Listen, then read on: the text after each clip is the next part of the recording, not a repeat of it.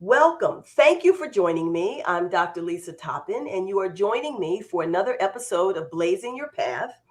My guest today is Analy Navarro. She is author, founder, and president of a nonprofit called Be a Hero, and it is focused on serving the biliary atresia community and helping to fund research. So, Analy, thank you for joining me. I'm so excited to share you today on Blazing Your Path. Thank you for having me. So, we got a lot to talk about because you've got a lot going on, and I think you're gonna illuminate some things for folks. But let's start with your background. Tell us a little bit about you. Where are you from, and how did you build a career, so to speak, and how did we get to this moment? Sure. So, professionally, I have a degree in marketing with a focus in international sales. And that's what I did for most of my life until I got pregnant and I had my first daughter, Julia. That completely changed my career path in a good way. As most things that happen to us, everything was unexpected. And it's been a beautiful journey so far. So, I'm excited to share everything with you today.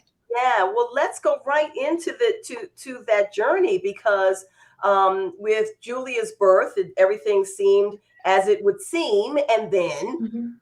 and then things weren't, and so And then, surprise. and then the surprise. Take us into to that. Sure. So, as you can imagine, we were thrilled to be pregnant and and be expecting our first daughter, Julia. We had a pretty normal pregnancy up until, she was born. She had jaundice initially. They put her under the UV lights. Then we were fine. We got, to go home and enjoy our precious baby. As with any parent, we were completely and blissfully, I say sometimes, unaware about biliary atresia and all these rare diseases. When she was almost 4 months old, we noticed a couple of things with 4 months old. Yeah, we noticed a couple of things that were going on with her. So she was not really meeting her milestones. She wasn't growing as much as she should. She had a yellow greenish tan to her skin. And I kept insisting to her pediatrician that there had to be something wrong with her. It was brushed off as, you know what, she just has milk jaundice. She'll be fine. She'll outgrow it. You can put her under natural sunlight, and she'll get over it. That didn't happen. She was not growing much, and then so it came to the point where I was just very persistent about the fact that there had to be something wrong with her. My mother instinct, like my gut feeling, was just there's something wrong with my baby. So we went ahead and we had labs done, and it showed that her liver was failing. And when we got the results, we took her immediately to the emergency room, and that's when they sent us to Eggleston, which is in Atlanta, which is Children's Healthcare of Atlanta, and they specialize in transplants. So we go to the ER thinking she has like a liver infection or something, and we get sent to another hospital, and that's when we go up to the sixth floor. The elevator doors open and it says transplant floor, and Wow. at that moment in time I just knew that it was very serious what we were facing. And that's when life changed, my career changed, and absolutely everything changed for us. Yeah, wow. I can't imagine sort of getting the gravity of the situation as you're coming off the elevator. And so it seems that the sounds like the professionals didn't really prepare you, or was it just that everything was moving so quickly that they didn't really even have time to explain? They were just like, you need to go, and so you did. Yeah, so it was more of the second one. Yeah. For a while, I was a bit resentful with her pediatrician because I feel she should have been diagnosed within the first couple of weeks. So that's one of the big things that we are trying to focus on with biliary atresia in my nonprofit organization. It's early diagnosis for sure. Mhm. But we were not prepared for what was coming. We were told that we had to see a specialist. We decided to go to the emergency room immediately after we received the results. And that's when we got sent to the other hospital. They said, she's going into liver failure. You need to go see, the hepatologist at the other location. And they sent us there immediately. We ended up staying there for about 2 weeks that first day, a week and a half, 2 weeks. Wow. Wow. So Yeah. it really was. It really was serious at that point. I It mean, was. yeah. When we got there, they immediately started running tests. One of the things that they had to do was do a biopsy of the liver to confirm that it was in fact biliary atresia. And when we were, when we heard those words, we were just completely unfamiliar with it. So, as any parent, I Googled it Mhm. and I started reading about what it was. And it was scary for sure. You're being thrown into this universe of unknowns. Yep. Um, but we just read as much as we could about it. We asked our team a million questions, and they were so wonderful with educating us on biliary atresia, the liver, what was to come, the journey that we were going to have in a sort of abstract way, because everybody's journey Mm, with a rare disease is always different, right? And there's so many unknowns that you're going to be faced with that they can't really fully prepare you for that. mm, But we've always been very grateful that in the midst of this hurricane that we were facing, we were at the right location, and we had the care that we needed. Julia is now 5, going on 6, and she is thriving. She is a force of nature. She's just this wonderful little human that loves life, and she lives it to the fullest. Oh, that's so good. That's so good. It's always as you're walking through this, you're always worried about, well, what was the outcome? And so the so Mhm. so were they able to treat it, and is she fully cured of this? What does that look like? So, biliary atresia happens to about 1 in 10,000 babies. It is the number one cause of pediatric liver transplants in the US. Okay. And with the fact that she was diagnosed late, there are only 2 types of treatments for biliary atresia. One of them is a Kasai procedure, and the other one is a liver transplant. With her being diagnosed late, we had to go straight into a liver transplantation. Um, After she was diagnosed, they started her on some special formulas because they had to get her to a good weight, because she was severely underweight at that point. If you're familiar with the liver, that's a big factor with weight gain, with growth, because it helps you absorb all the nutrients that you need for your body, right? And so, with the fact that her liver was failing, she had already developed cirrhosis of the liver. Mm, And so she was not meeting any of her milestones. Thankfully, they were able to get her to gain a little bit of weight. They said, you know what? The goal is to get her to a year old. And once she reaches her first birthday, then we'll be, ready to do her transplant. She didn't make it that far. She made it to 7 months. And at that point, her health just started declining very rapidly. So we had to look into having her added to the organ waiting list. We didn't get a liver, but immediately when she was diagnosed, I had read on Google that most likely they would need a liver transplant. And then I asked the team, I said, can we have a living donor, because I want to be her donor if I'm able to donate to her. And they said, yeah, let's not get ahead of ourselves, but still let's keep that in our back pocket, right? And I said, okay. So when she was added to the waiting list, that's when I said, you know what, I want to get tested. I want to see to have a backup plan, to be able to be ready to go if it comes down to it, right?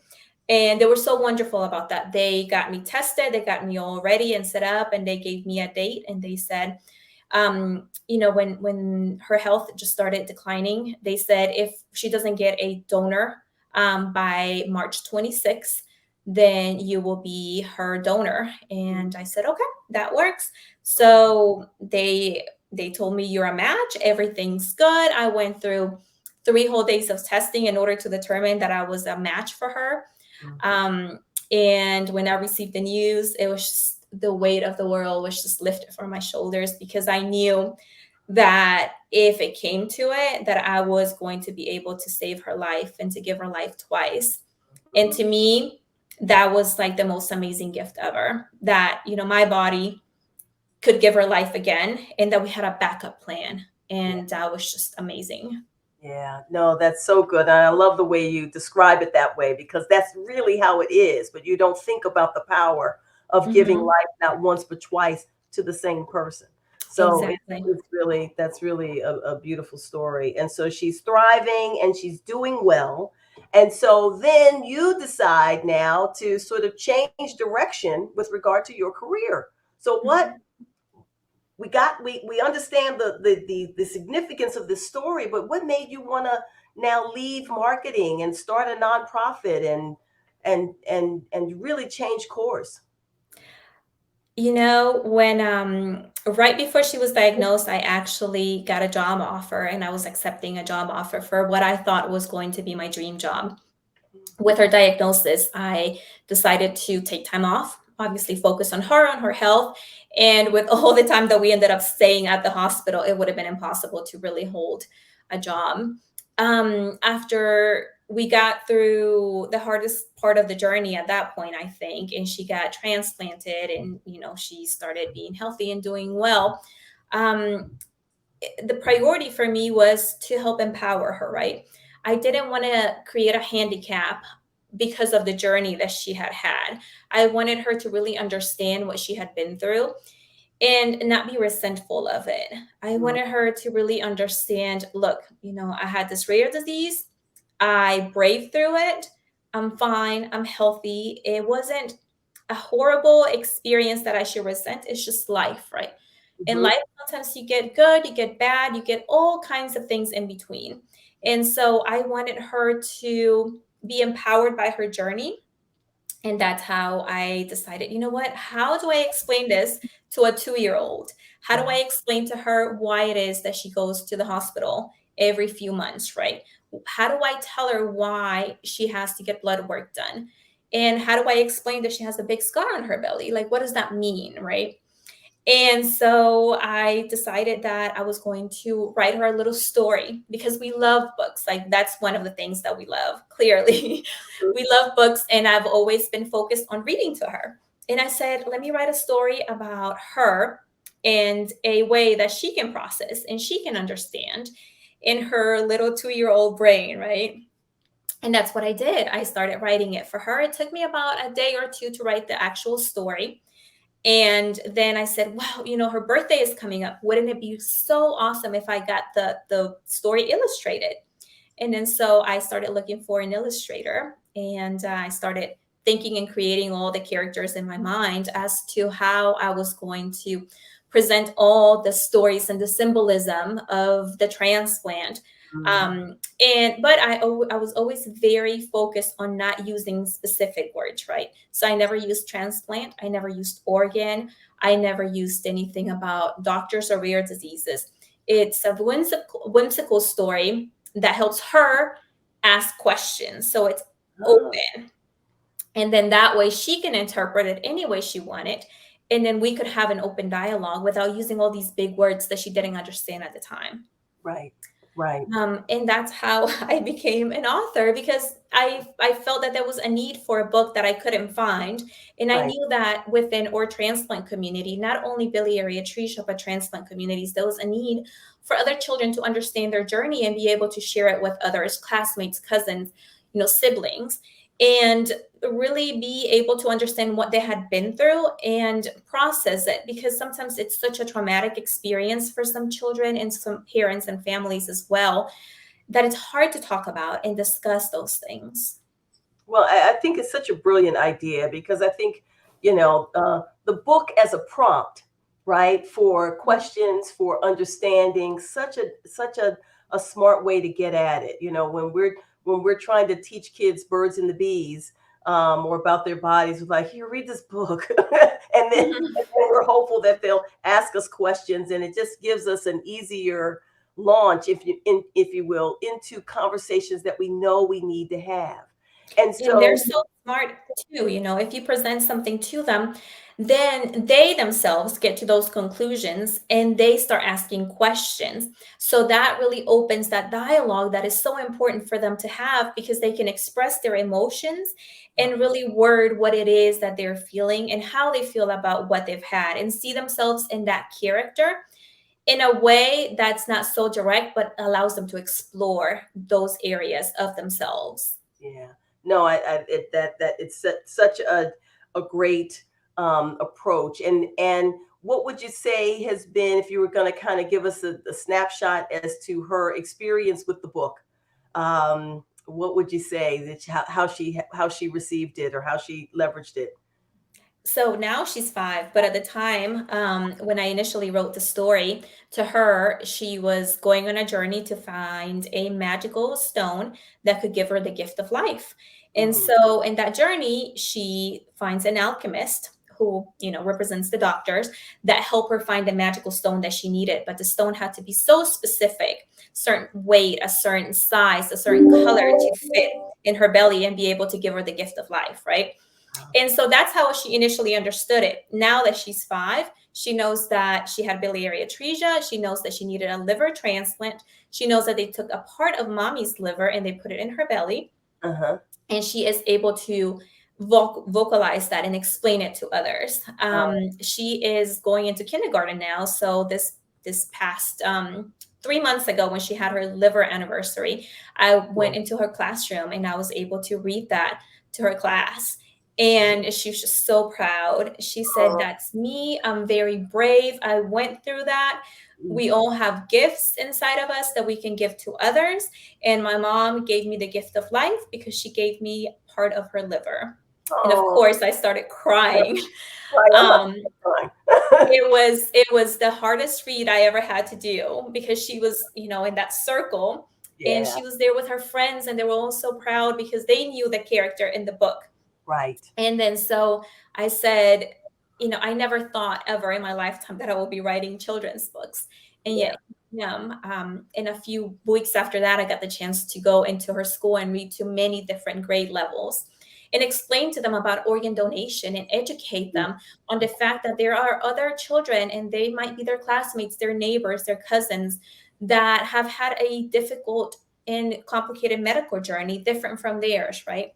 And to have that empathy and understand that sometimes they might need medication, they might need different things that they themselves don't need, but to have that empathy and have that love for them and understand the importance of organ donation. yeah. No, it's really it's really important, and we don't talk enough about that. Mhm. Um, And it and has to start from such a young age to yeah, normalize that and to understand what organ donation is. And in some communities, to help remove some of the taboos and misunderstanding because of the lack of education about organ donation. that's right. That's right. And we know that exists. What so you are now working about to launch a second book, is that right? I am, yes. Okay, so I'm very excited. yeah, tell us a little bit about this one because I think, again, just the lens that you take is so helpful. Thank you. So I always say that with biliary atresia, everybody has a different path.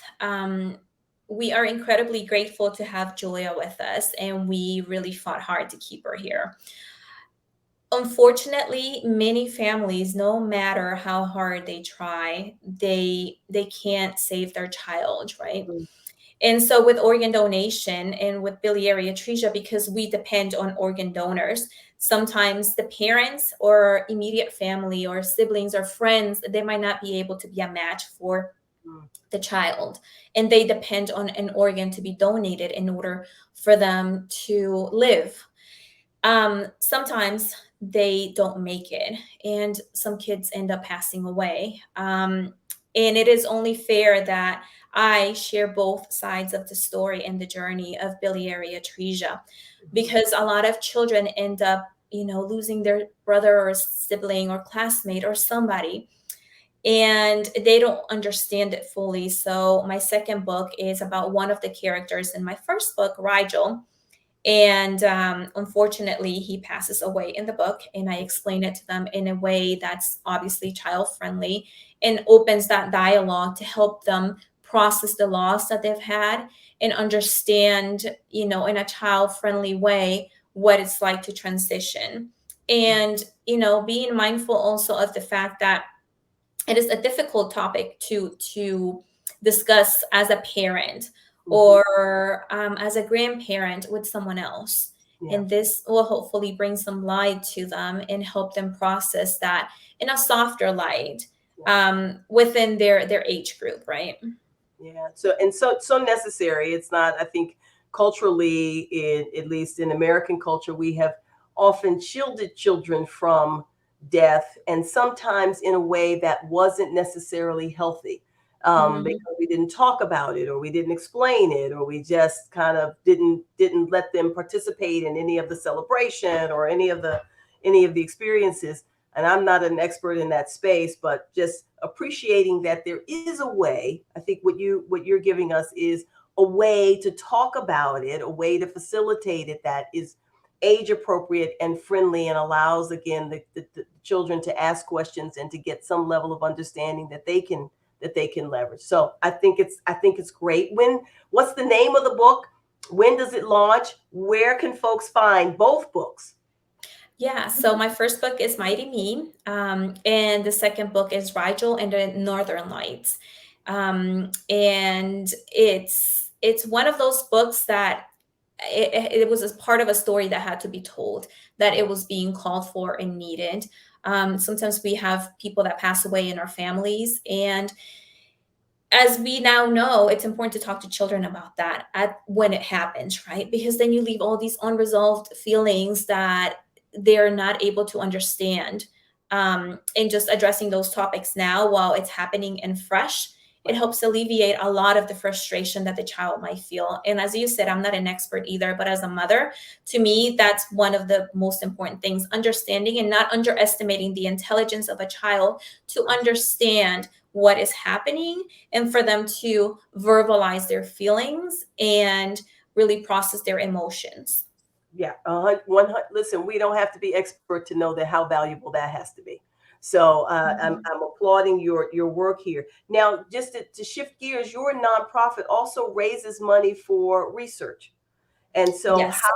how do you approach that, and give us a little insight into what's it like running a nonprofit? This is not what you thought you'd be doing. So there's a huge need in our biliary atresia community for programs and to have and to find that support that they need um, within our community for anything from speaking with other members of the BA community to help they themselves process their journey and what they've been through, and then also understanding that it's a difficult journey, but when you travel that journey alongside somebody else that's been through it, then that just makes it a lot easier to travel, considering that easy is not really easy. Right. And so, as you said, another part of our program is, aside from serving the biliary atresia community, is also to help fund research programs.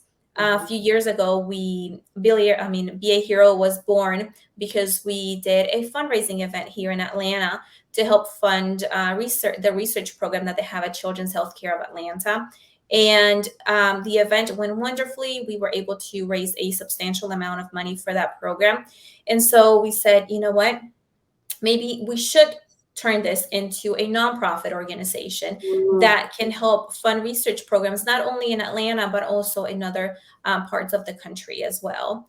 Hmm. And so that's what we're focusing on now. We're going on our first full year. We haven't made it to the 1 year anniversary yet, but we have some great programs that we are developing and continue to explore different areas in which there is a need within the biliary atresia community as well. That's fantastic. And so as you're looking back at your journey and where you've come from to get to this point, is there anything that you would change, knowing what you know now? Would you change anything? I don't think so.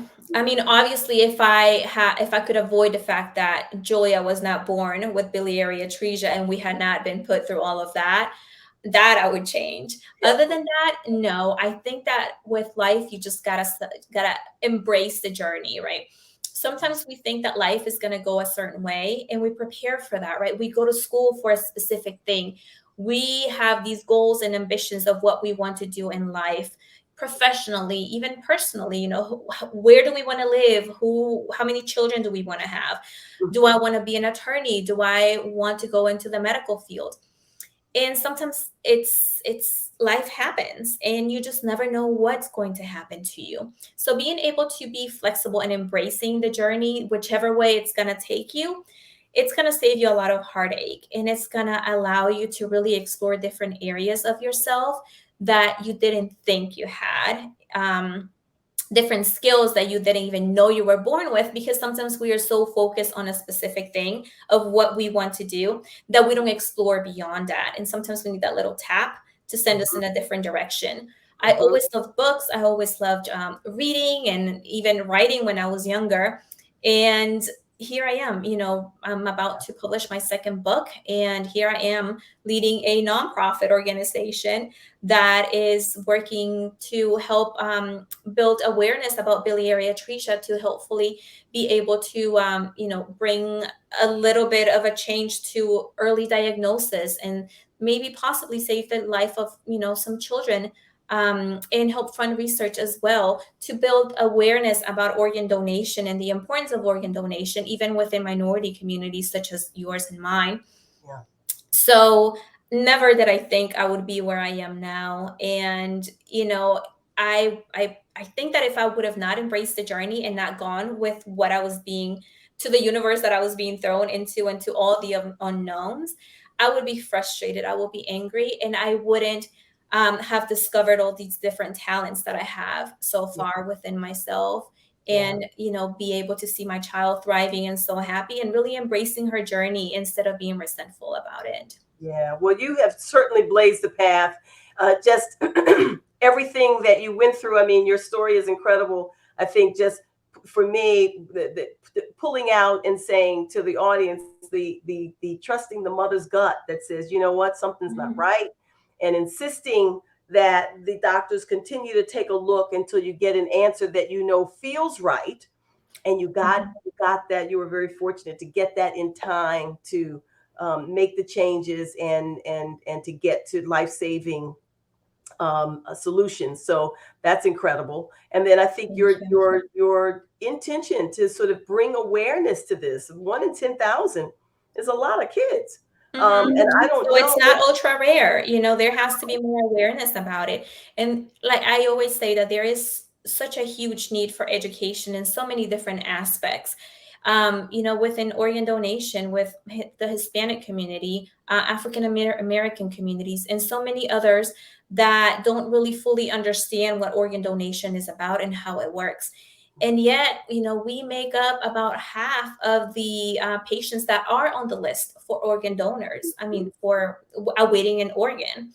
Wow. So being able to really see the need, and give yourself to the cause has been one of the things that I'm mostly proud of, Yeah. that we didn't think we would be where we were at. We didn't think we would have this rare disease diagnosis. We never thought that my child was going to need a liver transplant, but you make the most out of it, right? And so it's just embracing it and Made the going most with it. Yeah, but you not only have you made the most of it, but you are really finding a way to serve so many others, and you will make such a difference in what children understand about it and giving parents a vehicle to talk about it and to process through it. So it's just tremendous what you've done, and I appreciate you so much for taking some time to share with the community of blazing your path, friends, about what you've done and why you've done it and really how rewarding it has been. So thank you again for joining me. I'm Dr. Lisa Toppin. You have been hearing the incredible story of Analy Navarro, who has blazed her path as an author, founder, and president of Be a Hero, a nonprofit that serves the Biliary Atresia community and helps to fund research. So please look for her books, Mighty Me, and give me the name of the second one. Rigel and the Northern Lights, and they're both on Amazon. And they're both on Amazon. All right. Thank you again for joining. Take good care.